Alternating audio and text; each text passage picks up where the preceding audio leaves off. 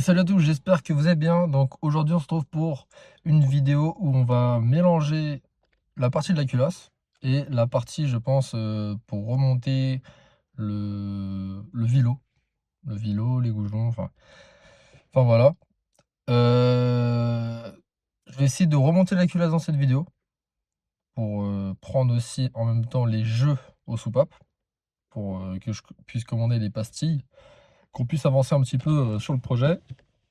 Donc oui, monter les vis, la visserie ARP avec, vous allez voir, je vais vous expliquer les étapes et tout ça. Hem, Ça, lever le broquin, remettre, les paliers de vilebrequin, enfin le palier de vilebrequin, parce que, il y a c'est en une pièce en soi et le visser, au couple et je crois il y a aussi de l'angulaire. Donc à tout de suite. Bon, voilà ce que c'est censé donner. Donc en fait, on la visse à la main et en mettant de la Loctite bleue. Une fois qu'on est au fond, on serre un petit peu plus et après normalement c'est bon. Ça sera ici, il faudra mettre 81 Newton,3 en 3 passes en respectant l'ordre de serrage, donc d'une vis à l'autre, enfin en 3 passes. Donc on va faire ça. Déjà je vais tous les poser. Je vais mettre tous les coussinets de palier de vilebrequin, mettre le vilebrequin, mettre le les paliers de vilebrequin, bah, sur le vilebrequin, bien sûr avec aussi les nouveaux coussinets et on pourra serrer tout ça. Tac.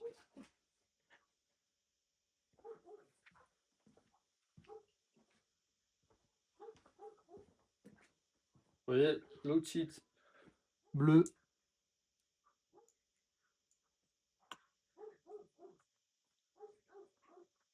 Voilà.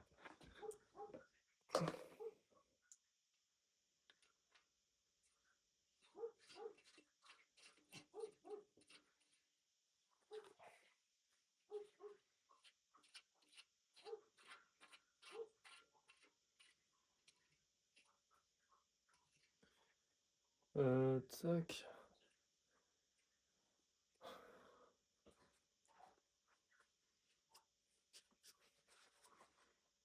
Et là, on l'a serré à la main.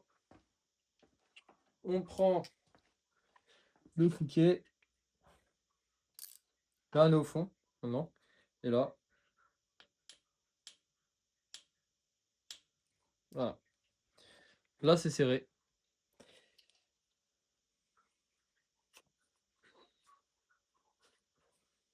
Tac. Donc, c'est parti pour la time-lapse.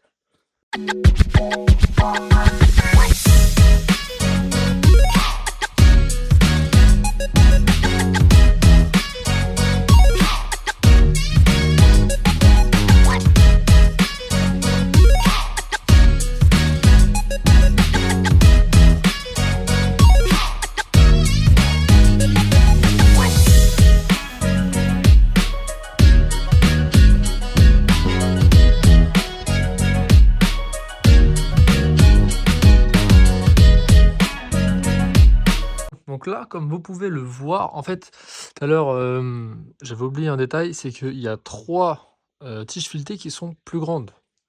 Je vais vous montrer pourquoi. Donc, les 3 concernées, c'est celle-ci, qui est plus longue, celle-là et celle-là.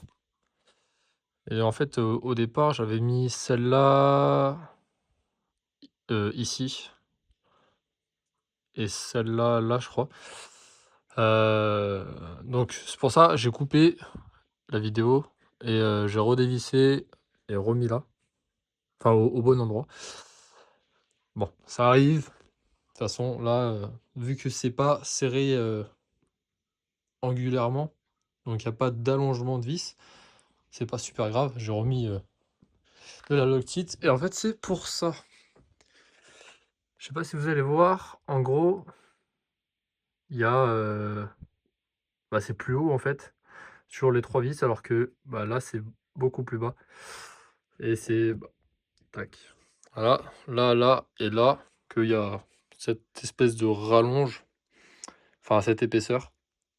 Donc voilà pourquoi j'ai coupé la vidéo. C'est juste pour rectifier le tir. Donc c'est tout, c'est rien de grave. Ça se monte vraiment facilement. Surtout quand on nettoie bah, du coup tout ce qui est filetage. C'est plaisant à faire, c'est rapide, c'est beau et c'est super solide. Donc quand vous achetez ce genre de vis, faut savoir que dans le manuel, ils vont vous dire de visser ça à la main et juste bloquer. Ils vont pas vous dire de mettre de la Loctite parce que pour eux, en gros, ce genre de visserie, c'est des espèces de consommables. C'est vraiment pour les voitures de course avec le moteur qui est démonté très souvent. Mais vu que moi, je veux pas le démonter souvent, ce qui serait vraiment bien, bah, la Loctite bleue, hop, au moins ça bouge pas, c'est sûr. Et voilà. Mais en tout cas, ça, il précise pas un newton spécifique à serrer. Je sais que les vis de base, c'est compris entre 49 Nm et 59. Mais bon, là, on va respecter ce que ARP préconise. C'est leur visserie, ils connaissent beaucoup mieux que nous ce qu'ils fabriquent.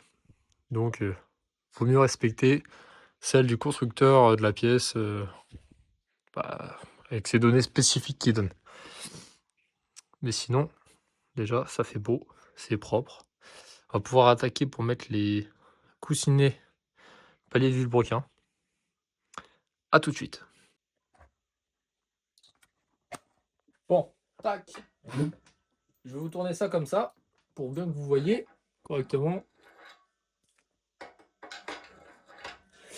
Alors, vous voyez, ah bah non, vous voyez pas du coup. Dedans, il y a deux pochettes, une qui est transparente et une qui est jaune. La différence entre les deux, parce que bien sûr, en fait, il y a un sens.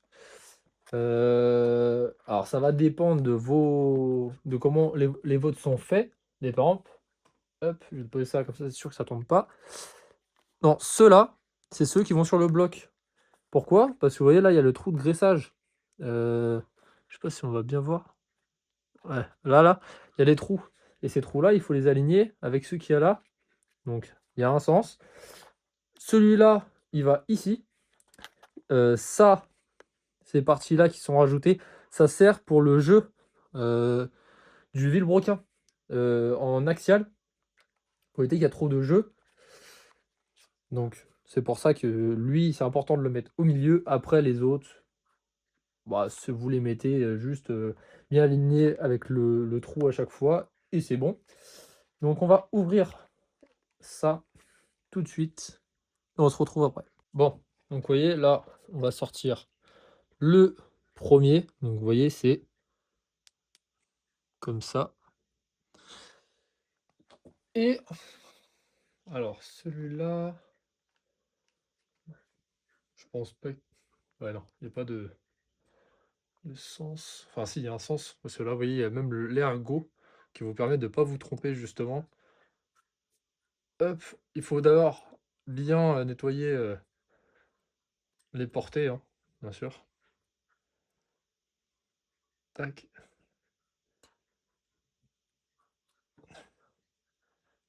Voilà.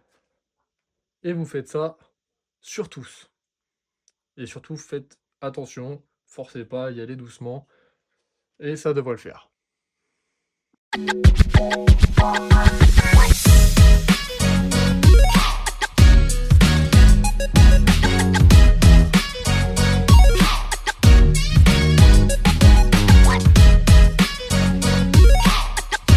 Donc là, vous pouvez voir qu'ils sont tous mis. Ils sont tous mis, nickel. Faut vérifier quand même au cas où, hein. Vous faites comme ça, vous appuyez des deux côtés, faut équilibrer. Tac. Faire ça. Partout pour être sûr. Vaut mieux être prudent et vérifier plusieurs fois. Parce que ce genre de truc, faut pas du tout rigoler. Après, là, ce que je vais faire, c'est que je vais faire exactement pareil sur le palier, du coup, les paliers de vilebrequin et on va pouvoir aussi poser le vilebrequin. À la limite, on peut même faire ça avant, que je vous montre en posant le vilebrequin dessus et après je mets les paliers, comme ça, vous verrez. On se reprend tout de suite, une fois que j'ai nettoyé un peu le vilebrequin, au niveau de, bah, de là, les paliers, pour justement pouvoir installer. Parce que j'ai mis de la graisse dessus pour pas que ça pique, que ça rouille ou quoi que ce soit. Donc faites attention à ça. Et surtout, quand vous mettez de la graisse, après, nettoyez bien vos petits trous pour lubrifier, pour éviter que ça bouche ou quoi. Faites attention à ça. À tout de suite. Bon, voilà. J'ai oublié de vous montrer quelque chose. Là, ce qu'on va devoir faire, ça va être mettre ça. Voilà. En gros, c'est de l'huile synthétique qu'on met quand on refait un moteur pour en gros les premiers tours et tout ça. Enfin voilà. Donc je vais en mettre là sur du coup les coussinets de palais de vilebrequin. Après, je vais mettre le vilebrequin directement. Donc là, je vais le mettre droit pour éviter que ça aille dans les trous ou quoi. Tac. Hop. Ça coule tout seul, hein. Voilà.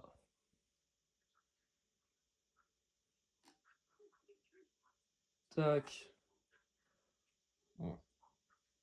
Pas le truc le plus propre du monde, mais... Ah merde, pourquoi j'ai la tremblote?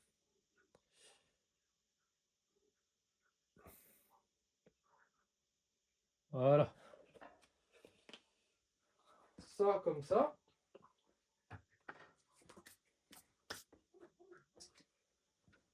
Hop,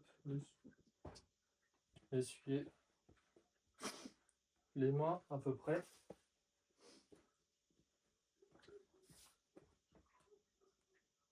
Voilà, on en met un peu.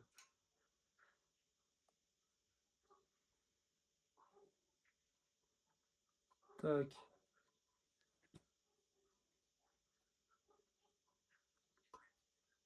Il faut pas le mettre avant.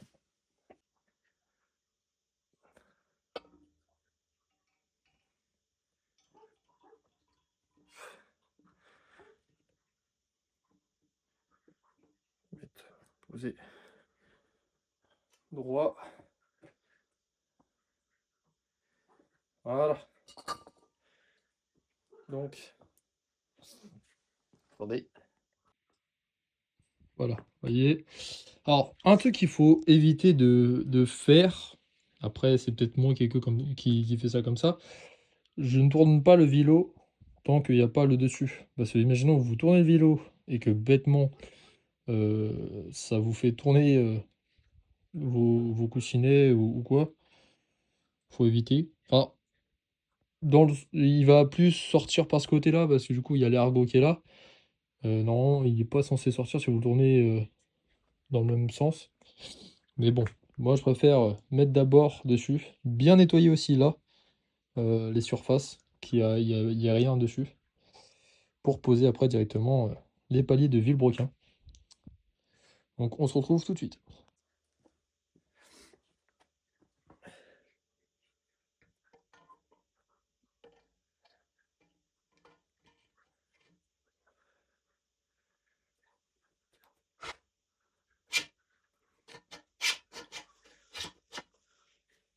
Ça c'est mon doigt ça que je vais me coincer. Attendez. Voilà. Donc là, c'est censé être collé. Là, je vais nettoyer le tour des goujons. Enfin, pas des goudrons, des tiges filetées là. Vous voyez, autour, il y a une portée que je vais nettoyer. Comme ça, il n'y aura pas ça dans le serrage. Parce que vraiment, faut comprendre que le moindre liquide ou quoi, ça peut fausser un serrage, hein, complètement.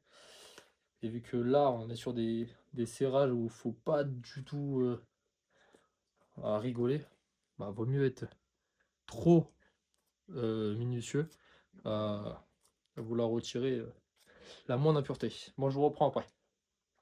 Maintenant, ça va être de poser. Ça. Donc en gros, tac. Et je sais pas si vous allez voir, il y a un côté qui a vraiment un angle droit, donc le bas, et un côté qui est un peu plus arrondi, qui se met en haut. Moi je suis toujours comme ça, là où c'est vraiment le plus droit et le moins arrondi, vers le bas. Comme ça, pour moi c'est ce sens-là. Et de toute façon normalement c'est ça un sens. Hop, comme ça. Moi ça se sent vite, hein, quand vous êtes habitué. Vous le sentez vite. Ça, c'est là. C'est vraiment un coin qui va faire un peu comme un couteau. Quand vous faites ça sur un couteau, là par exemple, là ça le fait, là ça le fait pas. Il y a un côté en gros où ça glisse et un côté où ça râpe. Le côté où ça râpe, vous mettez en bas. Même visuellement ça se voit. Hop, tac. Hop. Là on est bon, et maintenant on met là ici. Allez, les épées.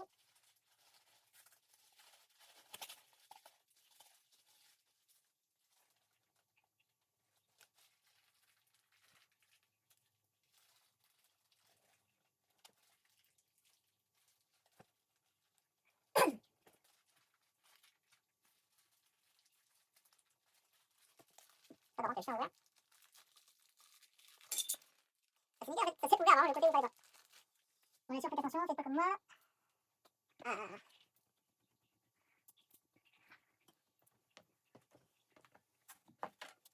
On va m'en coucher des touches. Tac. On va vite voir hein, s'il en manque un. C'est pas l'heure des visseries qui vont t'en mettre un supplémentaire.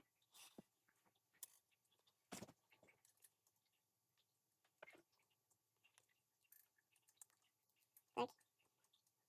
Comme de la belle visserie quand même. Par contre, ça reste cher. Ça, c'est indéniable. C'est, la visserie, c'est des fois même plus cher que les pièces.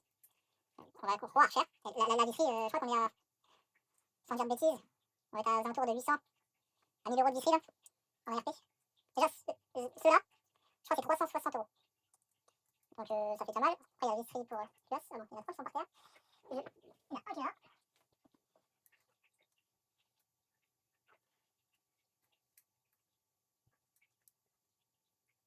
Je vous reprends après.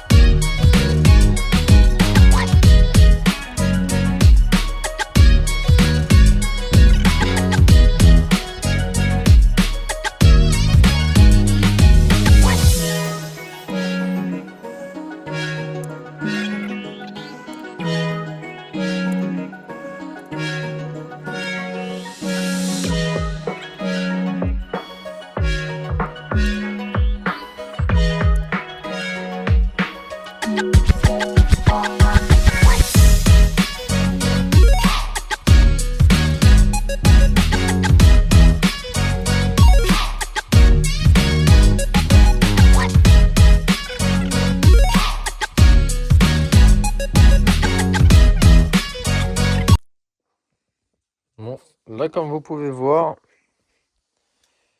ça a bien avancé. Il y a un ami à moi qui est venu m'aider. Donc, je vais vous dire ce qu'on a monté. Pompe à eau.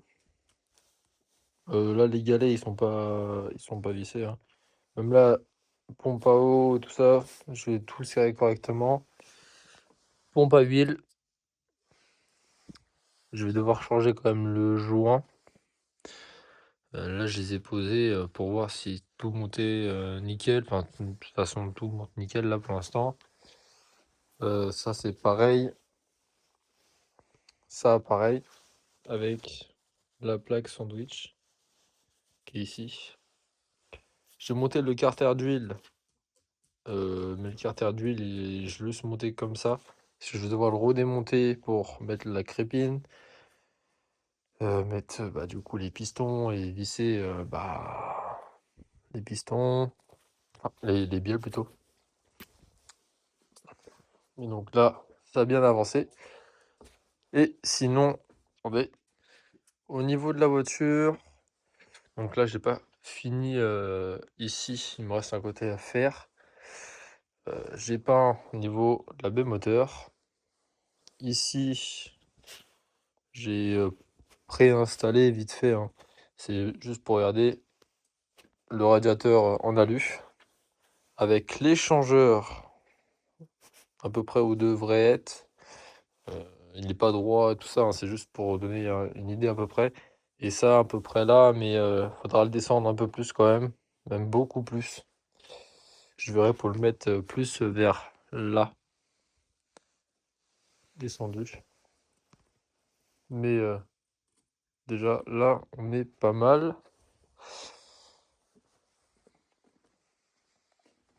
Là, on va devoir remonter la culasse pour prendre les différentes pastilles qu'il faut. J'ai reçu la segmentation qui est juste là.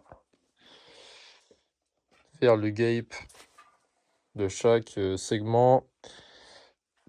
Ça va être encore une partie de plaisir. Là, il y a encore des pièces que j'avais sorties. Et mais ça avance bien. Bon, du coup, là, vous voyez, il y a la première soupape que je vais remettre. Là, j'ai mis la petite rondelle, mais d'abord, il faut que je mette tous les joints de queue de soupape. Donc, je vais prendre l'appareil, les joints de queue de soupape, je les installe en même temps et je vous reprends. Voilà, donc comme vous pouvez voir, en fait, ça se présente comme ça c'est les nouveaux.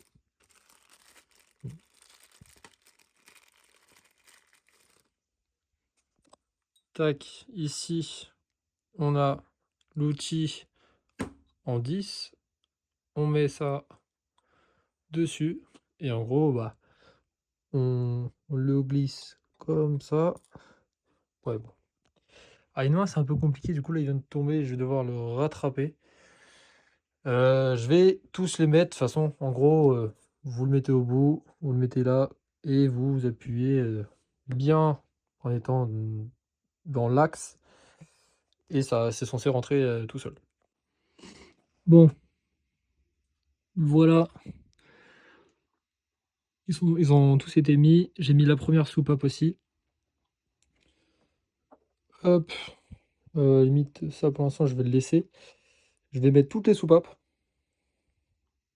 Et c'est parti pour la timelapse.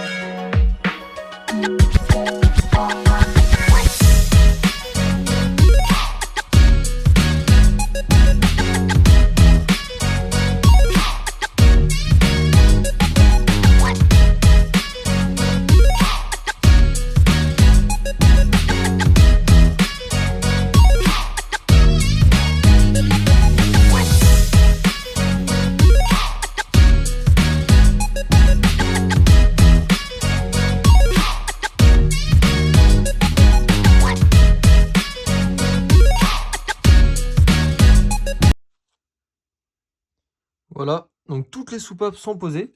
Maintenant, moi j'ai une technique pour vérifier que tout est bien mis. Je prends ça. C'est un maillet, je crois. Bref. Et vous allez en gros juste mettre un petit coup au niveau de là, en fait, pour savoir si tout est bien placé. Et normalement, de toute façon, normalement, tout est bien placé en soi. Donc un petit coup. Enfin, là, le problème, c'est que je peux pas tenir la pièce, du coup, elle bouge. Et puis même, faut que je vais mettre quelque chose ici pour taper là. Mais bien sûr, ça abîme pas. C'est pas du métal contre métal, hein. Donc faites attention à ça. Et normalement, en fait, vous allez avoir la soupape qui va sortir un petit peu et qui va re-rentrer. Et, et tout là, toutes les demi-lunes, bah, normalement, sont censées être bien mises. Et voilà. Bon, donc ça, c'est des pièces que j'ai remplacées. Donc là, par contre, j'ai quand même gardé le sens des segments. Donc, pare-feu, étanchéité. Et les trois là, c'est l'huile. Donc, attendez, tac. Tac, tac. Vous voyez, il y a celui-là qui vient au-dessus de lui. Et un autre. Voilà, donc ça fait un segment. Et ça s'appelle le racleur. Tac.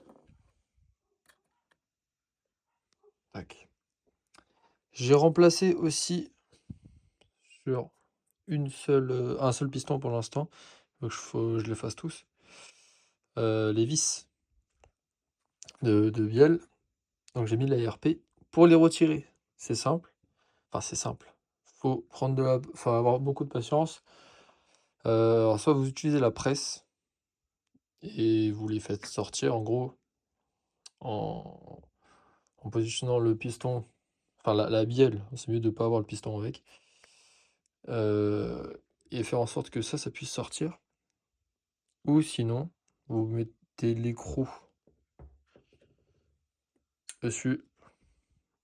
Alors moi je garde le chapeau pour bien que ça guide droit, que ça reste à droit pour descendre. Et je descends un maximum. Je dévisse l'écrou et je tape dessus un coup sec, bien sur l'écrou, vers le bas. Et une fois que je peux plus, je retire le chapeau et je tapote. Et après, ça descend tout doucement. Et pour rentrer, ce que vous faites, vous mettez de l'huile ici, à l'intérieur. Vous enquillez ça dedans. Et vous tapotez, pareil, de ce côté-là. Juste à temps de pouvoir mettre les chapeaux. Et après, vous mettez l'écrou et vous serrez doucement. Et vous allez voir que ça va avancer. Et juste à temps que vous êtes à la butée. Et après, c'est bon. Donc là, j'ai fait sur un seul piston.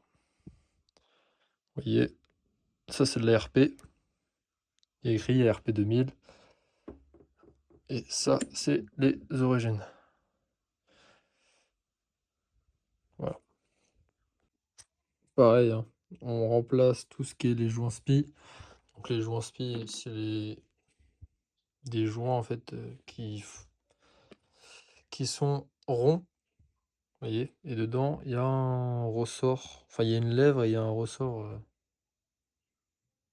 Donc voilà, ça ressemble à ça. Là, il y en a un neuf. Pour le faire sortir, c'est simple, hein. Vous prenez votre. Bah, là, par exemple, là, c'est la pompe à huile. Quand elle est dedans, euh, tac, et qu'il est dedans, vous prenez un tournevis plat, vous vous mettez juste derrière et vous faites levier. Et après, ça va faire ça. Voilà, en gros. Et pour le mettre, on le met bien droit et vous tapotez doucement en le rentrant droit. Et ce bord-là, faut qu'il soit bien par rapport à ce plan-là. Donc faut bien que ce soit plat après. Et normalement, ça sera OK. Bon, et la pompe à huile, vous voyez, là, s'il y a un méplat de chaque côté, tac, pareil sur le vélo, et bien le mettre droit. Et après vous l'enquillez. Je vais mettre de... Non, non, je vais mettre ça comme ça. Bon, je reprends une fois que c'est fait. Bon, donc ici, j'ai remplacé le joint spi de ce côté-là. L'autre côté, pareil. Là, vous voyez, bon, ça c'est le pignon, je l'ai nettoyé. Tac. Et cette petite plaque aussi. Et on peut voir derrière le joint spi. Tac, je vais remettre ça comme ça.